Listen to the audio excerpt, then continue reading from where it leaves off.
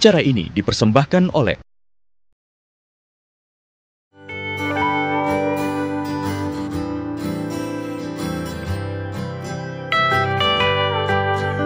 Selamat pagi, berjumpa lagi bersama saya Kome Aprilia dalam acara Inspirasi Pagi. Pemirsa, Wali Kota Surabaya Eri Cahyadi telah menetapkan APBD Kota Surabaya sebesar 10,8 triliun. Total dari APBD tersebut sekitar 2,2 triliun atau 21%-nya dialokasikan untuk sektor pendidikan. DPRD Kota Surabaya terus mengawal ketat terjaminnya pendidikan di Kota Surabaya seperti penerapan zonasi sekolah, pembagian seragam gratis bagi masyarakat yang kurang mampu, dan juga beasiswa pemuda tangguh untuk siswa SMA, SMK, dan perguruan tinggi. Nah, memasuki pertengahan tahun, banyak wali murid ataupun juga siswa dan mahasiswa yang mulai mencari sekolah dan beasiswa pendidikan. Dan saat ini saya sudah bersama dengan Ibu Herlina Harsono Nyoto, anggota DPRD Kota Surabaya, dan saya akan mengulik nih, apa sih sebenarnya beasiswa pemuda tangguh dan untuk siapa, kemudian bagaimana? Langsung saja kita tanya. Selamat pagi, Ibu. Selamat pagi, Mbak Kome. Apa kabar hari ini? Cantik Baik, sekali. Ibu, boleh dijelaskan sedikit tentang apa sih sebenarnya beasiswa pemuda tangguh ini, Bu? Ya, beasiswa pemuda tangguh ini memang dialokasikan untuk mensupport pendidikan di mana pasca SMA tidak lagi ditangani oleh pemerintah kota. Kalau kan beberapa tahun yang lampau itu kan SD, SMP, SMA, kita semua untuk yang negeri semuanya bisa di-handle oleh pemerintah kota ya. Nah, sejak sekitar tahun mungkin 2020 itu sudah ditangani oleh pemerintah provinsi. Ini sesuai dengan amanah Undang-Undang 23 tahun 2014. Nah, sehingga pada saat diambil alih oleh provinsi, ada beberapa warga Kota Surabaya yang menempuh jenjang pendidikan negeri maupun di swasta itu kemudian mengalami kesulitan-kesulitan untuk melakukan pembiayaan untuk sekolahnya. Seperti kita tahu, kalau misalkan kita bicara negeri mungkin akan lebih minim biaya. Bahkan SD SMP negeri di Surabaya itu boleh dikatakan gratis sepenuhnya. Nah, bagaimana kemudian untuk anak-anak di Kota Surabaya yang menempuh jenjang pendidikan SMA, sementara di SMA katakanlah seragam beli sendiri. Lalu kemudian untuk yang di swasta katakanlah seragam beli sendiri juga, tiap bulan juga dia harus bayar SPP. Nah, kemudian disitulah kami bersama pemerintah kota mengalokasikan budget anggaran untuk mensupport anak-anak yang menempuh jenjang pendidikan di SMA negeri maupun swasta dengan prioritas memang mereka adalah terkategori anak yang tidak mampu. Sehingga alokasi ini diharapkan, walaupun mungkin tidak 100% ya, tapi dia diharapkan mampu untuk kemudian memenuhi satu, membiayai uang gedungnya lah. Dengan batasan kemudian yang dialokasikan ya. Lalu kemudian tiap bulannya juga dialokasikan untuk sedikit uang saku kita menyebutnya untuk mereka.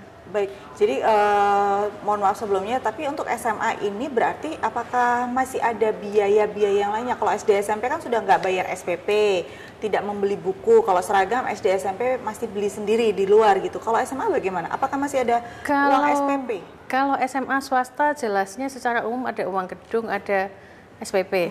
Kalau yang negeri? Kalau negeri itu seingat saya memang tidak ada uang gedung maupun SPP, tidak ada. Tapi memang untuk biaya seragam maupun buku ini memang ditanggung oleh siswa sendiri. Siswanya, baik. Nah, ini yang kemudian diharapkan bisa mensupport. Oh, begitu. Jadi hampir sama sebenarnya Ibu ya, hampir dari SMP sama. dan SD dan SMP yang mana siswa ini tetap menanggung seragam dan juga buku begitu. Kalau SD SMP itu siswa SD SMP negeri tidak kami izinkan untuk membeli buku untuk negeri ya. Kenapa? Buku itu selalu dipinjami.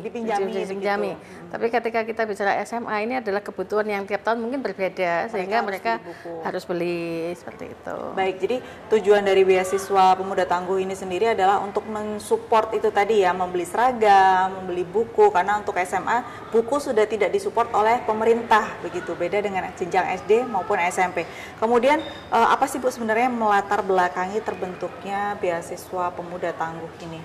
Ya, tadi seperti saya jelaskan di awal bahwa ini kemudian pasca SMA ditangani oleh provinsi. Kita tahu bahwa wilayah yang ditangani oleh pemerintah provinsi ini kan tidak hanya kota Surabaya saja, tapi sangat luas. Maka itu memang mau tidak mau APBD kota kabupaten masing-masing itu dibutuhkan untuk mensupport warganya. Nah, sehingga dialokasikanlah kemudian sedikit anggaran yang diharapkan mampu mensupport memang warga yang memang benar-benar membutuhkan. Nah, di situ kemudian melatar belakangi sehingga kemudian berjalanlah yang namanya beasiswa pemuda tangguh ini. Baik, kalau untuk beasiswa pemuda tangguh sendiri ini apakah bisa untuk sekolah swasta, SMA swasta atau SMK swasta? Bisa. Beberapa saat yang lalu memang ada beberapa siswa yang kemudian mendapatkan support ketika dia masuk di SMA swasta dengan catatan siswa tersebut memang terkategori tidak mampu. Jadi nanti ketika dia mendapatkan bantuan uang untuk masuk ataukah kemudian tiap bulannya dia mendapatkan alokasi besarnya kalau nggak salah sekitar 200.000 ya, kalau nggak salah sekitar 200.000 itu yang kemudian tiap bulan untuk kemudian diberikan kepada siswa yang bersangkutan. Baik, berarti tidak hanya yang sekolah di negeri aja ya Bu ya. Nah, untuk persyaratannya sendiri siapa sih sebenarnya yang bisa mengajukan beasiswa pemuda tangguh ini Bu? Bagaimana persyaratannya? Ya, yang bisa mengajukan itu adalah yang pertama anak-anak yang kemudian sedang menempuh pendidikan SMA tentunya ya, baik di negeri maupun swasta. Lalu kemudian terkategori tidak mampu dan memang warga Surabaya. Oke, baik. Nah, untuk beasiswa sendiri ini apakah menganut sistem zonasi juga? Kalau zonasi itu saya kira tidak ya, karena kalau sistem zonasi ini otomatis kan proses penerimaan mereka ketika masuk ke SMA negeri. Tapi kalau kemudian di SMA swasta ataukah kemudian di negeri yang tidak zonasi itu sepengetahuan saya memang tidak mengenal sistem zonasi. Artinya kalau kamu misalkan kamu warga Kecamatan Genteng, kamu akan tak berikan beasiswa ketika kamu sekolah di wilayah Genteng. Itu tidak juga seperti itu. Begitu. Tapi pada umumnya ketika saya menemukan memang mayoritas warga, apalagi yang kemudian mohon maaf kurang mampu, akan memilih sekolah yang lebih dekat dengan wilayah domisilinya. Kenapa? Satu, efisiensi, dua, kemudian juga transport yang lebih mudah. Oh, begitu ya. Jadi beasiswa ini bisa diajukan kalau anaknya sudah masuk ke SMA. Betul. Kalau belum diterima atau di SMA, mau masuk SMA atau mau masuk SMA. Mau masuk SMA itu bisa langsung mendaftarkan diri untuk. Jadi begini, biasanya itu mereka menunjukkan bahwa saya sudah diterima nih di SMA swasta. Gitu. Nah, tapi biasanya kita akan bantu untuk kemudian bagaimana melakukan komunikasi dengan pihak SMA swasta ini supaya kemudian mereka satu mendapatkan keringanan karena banyak sekali sekolah di Surabaya ini yang juga memberikan keringanan. Katakanlah untuk anak yang mampu, katakanlah dia diminta membayar sekian, tapi kalau nggak mampu kamu boleh sekian. Nah, dari yang sekian ini kita mintakan bantuan dari pemerintah kota supaya anak ini benar-benar diringankan dan diharapkan mampu menempuh pendidikan di jenjang SMA. Baik, jadi meskipun belum diterima, gitu dia bisa mendaftar. Nggak harus sudah diterima, sudah sekolah dulu, baru mengajukan beasiswa, begitu ya Bu ya.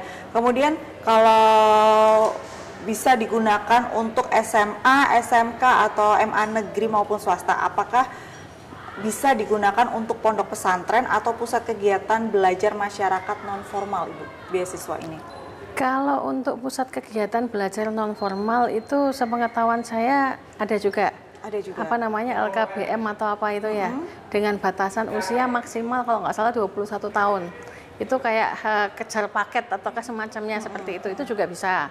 Lalu kemudian tadi sebutkan, tapi kalau yang untuk pondok pesantren ini saya kurang mengetahui ya. Tapi karena memang biasanya pondok pesantren itu biayanya itu include dengan biaya selama anaknya mondok di sana gitu ya. Ini yang kemudian sepengetahuan saya kok sepertinya belum gitu. Tapi kalau untuk jenjang perguruan tinggi ini juga ada sendiri, Pak Komi. Jadi untuk perguruan tinggi juga ada. Ini yang kemudian beberapa saat ini sedang kami getol membahas. Kenapa? Karena ternyata yang mendapatkan hanya untuk anak yang sekolah, kuliah di PTN saja. Kemudian kuliah di PTS ini kemudian tidak diberikan support beasiswa seperti itu. Dan kemudian untuk kuota beasiswanya sendiri yang disediakan di tahun 2024 ini, apakah ada penambahan Ibu? Mengingatkan semakin banyak warga yang membutuhkan beasiswa pemuda tangguh. Kita bicara untuk yang SMA atau SMK dulu ya? Ya, hampir setiap tahunnya itu cenderung ada penambahan secara jumlah. Tapi memang tahun 2023 itu bahkan yang agak-agak sulit itu kami melihat tidak banyak orang yang kemudian mendaftar. Ini kan agak-agak aneh ya, ada penawaran ini tapi kemudian tidak banyak, sehingga sampai kemudian ditawarkan melalui RT RW juga. Tapi pada akhirnya memang di penghujung tahun 2023 itu banyak juga akhirnya yang mendaftar, sehingga kuotanya itu kemudian terpenuhi. Nah 2024 ini kalau nggak salah ditambah mungkin 1.000 atau 2.000 siswa gitu ya. Untuk SMA, SMK aja nih berarti ya? SMA, SMK saja. Dan kemudian nanti jadi setiap tahunnya itu kan pemerintah kota bersama DPRD itu kan membahas anggaran kan secara umum 2 kali ya. Satu sebelum APBD murni, artinya sebelum tahun 2024 berjalan kami membahas ini tahun 2023. Nah ketika tahun 2024 kita akan di pertengahan tahun itu akan membahas lagi ini apa yang mau dievaluasi, apa yang perlu ditambahkan, apa yang perlu diberikan. Nah di situ ada momen-momen untuk kemudian ketika kuotanya nih kurang nih, mau ditambah berapa, seperti itu. Tapi memang mau tidak mau kita juga harus mengakui bahwa tidak semuanya benar-benar akan bisa teralokasi. Tapi sejauh kami melihat memang ini benar-benar warga yang tidak mampu, keluarga yang perlu dibantu, maka ini memang harus dialokasikan. Nah, kalau tadi saya sempat mendengar tidak semuanya teralokasikan, berarti yang tidak teralokasikan ini kemana akhirnya Ibu? Jadi tidak teralokasikan itu terkadang begini, ada pemohon yang kemudian mengajukan seperti itu. Tapi kemudian kami biasanya melakukan sinkronisasi data juga antara kemudian bagian pemerintahan dan Kesra, kemudian juga Dinas Pendidikan maupun Dinas Sosial.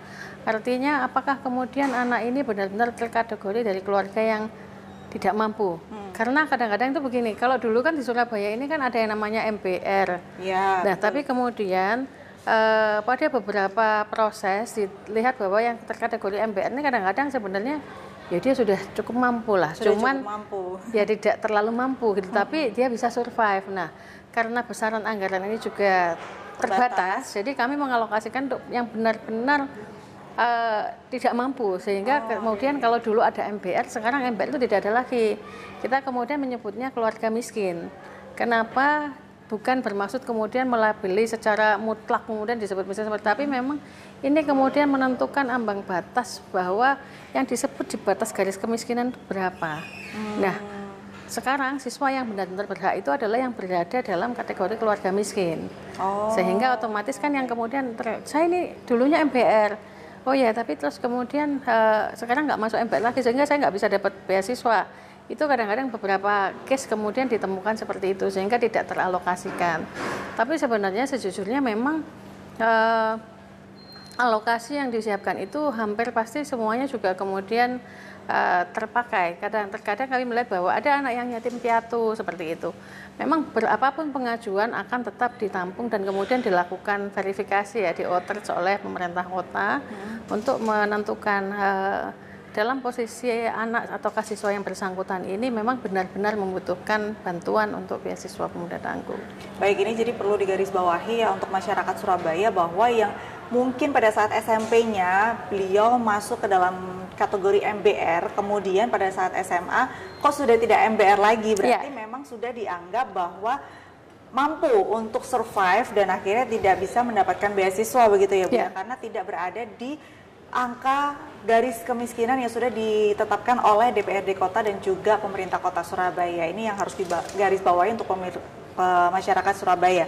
Kemudian selama 2 tahun berjalannya beasiswa ini, kendalanya apa saja sih Bu? Dan bagaimana akhirnya menyelesaikannya? Kendalanya itu yang pertama itu memang dari masyarakat yang kemudian antara mau ataukah tidak mau gitu, karena kadang-kadang masyarakat juga khawatir rumitnya administrasi. Tapi ketika disampaikan bahwa ini adalah diperlukan verifikasi dan lain sebagainya, sejauh mereka memenuhi syarat dan berhak menerima, maka ini tinggal tiap bulannya saja untuk kemudian diterimakan. Nah, kenapa tadi kembali ke yang tadi ya Mbak Komi, kenapa ada keluarga miskin, ada MBR seperti itu. Memang batasannya ketika misalkan dikatakan saya ini nggak mampu, saya itu untuk makan sehari-hari juga bingung kayak gitu. Tapi ketika di sana itu kami melihat tim dari dinas itu melihat bahwa dia ini katanya memang nggak mampu, tapi di sana ada sepeda motor di rumahnya yang atas namanya. Maka secara otomatis yang bersangkutan tidak bisa dikategorikan keluarga miskin. Dikategorikan keluarga miskin itu ketika misalkan, ini juga kemudian kami mengacu pada peraturan Kementerian Sosial ya. Ketika mereka tidak mempunyai harta lebih dari 5 juta, walaupun punya rumah. Ini kan ada agak bingung juga ya. Misalkan saya rumahnya ini ngontrak ya, tapi kemudian saya punya motor, karena saya harus kerja pakai motor. Ini kemudian terus terang ini agak membuat kami juga debatable ya dengan pemerintah kota. Bahkan ketika awal-awal syarat ini dipasang, kalau mungkin dikatakan yang namanya keluarga miskin ini tidak ada aliran PDAM-nya. Rumahnya tidak ada listrik. Kita ini tinggal di Surabaya. Iya, Dua syarat ini tidak mungkin untuk dilakukan. Akhirnya saya pada saat itu bersama Dinas Sosial, saya berhasil untuk kemudian membuang 2 syarat ini. Beda ya ketika kita tinggal di desa, ujung pegunungan ataukah kemudian seperti apa. PDAM di kota Surabaya ini kemudian dengan target harus 100% layanan.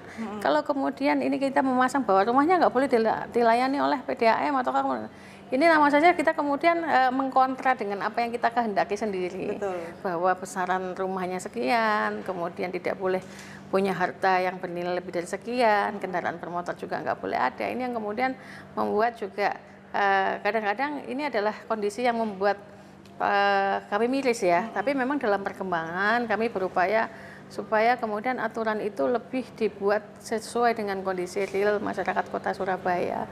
Hari-hari seperti ini saya melihat memang sebenarnya mayoritas warga itu punya kendaraan. Kenapa? Kadang-kadang itu dianggap sebagai sarana transportasi yang murah.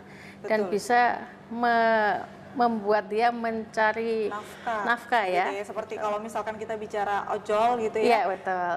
Kalau dia tidak ada kendaraan, dia tidak bisa mencari nafkah. Sementara persyaratannya adalah tidak boleh mempunyai kendaraan. Nah, kalau untuk case seperti ini bagaimana, Ibu? Karena kan kita melihat banyak sekali ojek online itu yang saat ini mengeluhkan mungkin pendapatannya sedikit dan lain sebagainya. Iya, rumahnya memang ngontrak, kendaraan ada 1 dan itu juga untuk pekerja sehari-hari mencari nafkah. Tapi sementara persyaratan dari Pemkot sendiri tidak boleh mempunyai kendaraan. Padahal beliau sendiri juga kesusahan nih cari nafkah. Gimana? Ini ya memang kita masih meminta pemerintah kota untuk mengkaji kembali ya. Tapi dalam beberapa hal memang saya juga mengalami kendala ketika didapatkan dengan syarat ini seperti itu. Jadi memang masih terus dikaji begitu karena kan memang aturan itu kadang-kadang memang harus sering ya kita dievaluasi begitu. Direview ulang untuk kemudian dicocokkan dengan kondisi yang kemudian sesuai betul, itu betul. Ya. Baik, tadi kan kita sudah berbicara untuk siswa SMA dan juga SMK yang mendapatkan beasiswa pemuda tangguh dan sempat disinggung juga bahwa untuk perguruan tinggi ini juga bisa mendapatkan beasiswa pemuda tangguh. Nah, ini untuk perguruan tinggi negeri saja ataukah swasta juga bisa, Ibu? Jadi pekan lalu kami bersama pemerintah kota membahas terkait dengan beasiswa untuk mahasiswa berprestasi di perguruan tinggi. Dikatakan berprestasi ketika dia seperti apa kondisinya. Nah, labelisasi prestasi ini oleh pemerintah kota hanya disematkan untuk 1 mahasiswa yang masuk ke perguruan tinggi lewat jalur apapun. Ini yang kemudian saya kemudian mengatakan ini tidak adil. Masuk lewat jalur tes, jalur prestasi, jalur mandiri, ini kemudian dikatakan adalah suatu prestasi semuanya. Nah, prestasi. Tapi kemudian ada syarat berikutnya, diutamakan untuk yang tidak mampu. Berarti diutamakan untuk yang kemudian negara tidak mampu. Mohon maaf, masuk ke perguruan tinggi dengan jalur mandiri, apakah mungkin dikatakan tidak mampu? Tidak mungkin. Tidak mungkin. Maka syarat ini sebenarnya ambigu juga. Kenapa ada alokasi dan itu besarannya cukup banyak? Ada mungkin sekitar 10% ya, mungkin sekian ratus mahasiswa yang lewat jalur mandiri itu kemudian bisa terakomodir menerima beasiswa. Memang besarannya tidak yang kemudian besar berhasil mengcover semua. Tapi kalau kemudian ini dialokasikan untuk mahasiswa yang lebih tidak mampu lagi, saya kira akan lebih bermanfaat lagi. Betul, Gitu. karena kalau masuknya lewat jalur Ya. mandiri sudah pasti Bayar. mampu Gitu bayar ya. kan. Lalu kemudian yang kedua, problem yang kedua itu adalah ketika mahasiswa yang masuk di PTS ini dikategorikan belum bisa dikatakan berprestasi selama dia belum bisa menunjukkan bukti bahwa ketika lulus diterima di suatu perusahaan. Ini menjadi tidak logis. Kenapa saya katakan tidak logis? Satu, yang biasanya mengajukan untuk beasiswa itu adalah anak-anak yang baru pertama masuk kuliah. Dikatakan dia ini akan berhak diterima kerja. Biasanya itu kan setelah proses magang kah? Ataukah kalau zaman dulu ada KKN kah? Iya, dan ataukah itu di kemudian itu semester yang akhir. kesekian begitu Ini kan kan? saya katakan ini namanya nggak niat kalau seperti ini. Apakah kemudian dikatakan mahasiswa PTN ini berprestasi, PTS nggak berprestasi? Harusnya acuannya nggak seperti itu. Acuannya bisa saja satu dari akreditasi kampusnya. Kalau dikatakan setara swasta maupun negeri, apakah kemudian Badan Akreditasi Nasional untuk Perguruan Tinggi ini tidak melaksanakan tugasnya dengan baik, sehingga kampus swasta maupun negeri ini kemudian dikatakan dia beda kayak gitu kan ya? Ataukah kemudian yang kedua dengan batasan nilai? Kita tahu bahwa kadang-kadang untuk perusahaan menerima kerja, untuk mahasiswa perguruan tinggi dia diterima dengan IPK 3,2. Untuk mahasiswa perguruan tinggi swasta maka diterima dengan IPK 3,7 misalkan kayak gitu. Betul. Ini adalah suatu acuan yang kemudian seimbang ya, apple to apple kayak gitu ya. Betul, Jadi betul. fair seperti itu. Saya katakan ini kemudian sudah memarginalkan mahasiswa yang kemudian diterima di universitas swasta seperti itu. Apakah kemudian dikatakan universitas swasta itu karena lebih gampang masuknya sehingga dia tidak layak seperti itu. Padahal kadang-kadang mohon maaf ya kalau saya kadang-kadang mendengar ini anak ini sebenarnya pintar tapi dia nggak bisa masuk ke negeri. Ini apakah nggak cuma semata kayak bad luck saja lah kayak gitulah ya. Kadang-kadang kayak gitu ya. Swasta sendiri kan biayanya juga ada yang lebih mahal daripada negeri begitu kan ya Bu ya. Dan masuk negeri sekarang ini boleh dikata itu juga bisa dikata juga nggak lebih murah loh dari swasta. Oke. Masuk perguruan tinggi negeri ini dikatakan nggak lebih murah juga dari swasta. Kita tahu bahwa ada swasta yang mahal, ada swasta yang murah. Otomatis kan akan menyesuaikan dengan kemampuan ekonomi si mahasiswa maupun keluarganya. Nah, apakah kemudian ini nggak butuh support kayak gini kan? Bukan hanya melihat negeri swastanya aja, tapi dari segi ekonominya juga.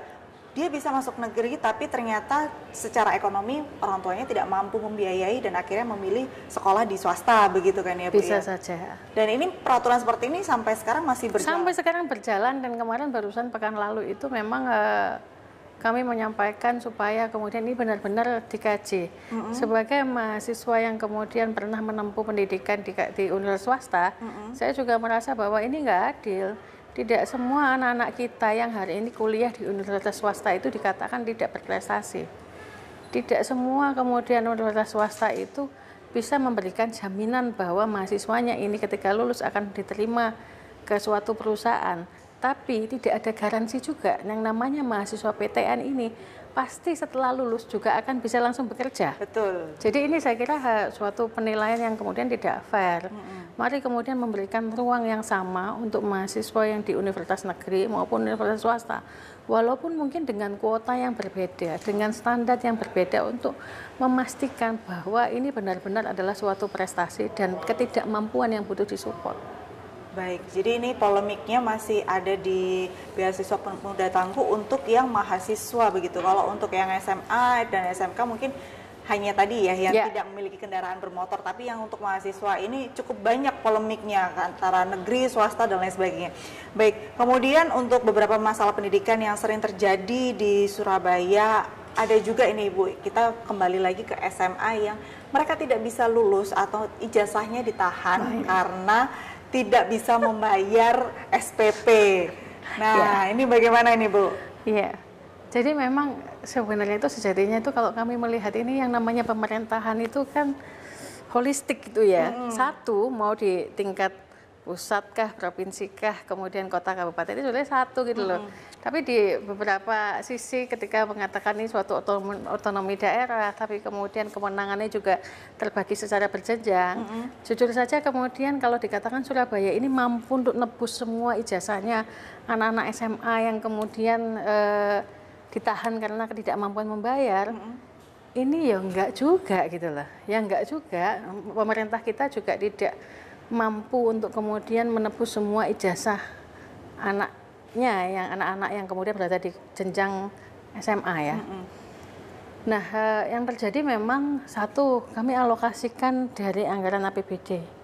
Dua, pemerintah kota menggandeng Basnas atau KCSR yang mau untuk kemudian membiayai untuk menebus ini.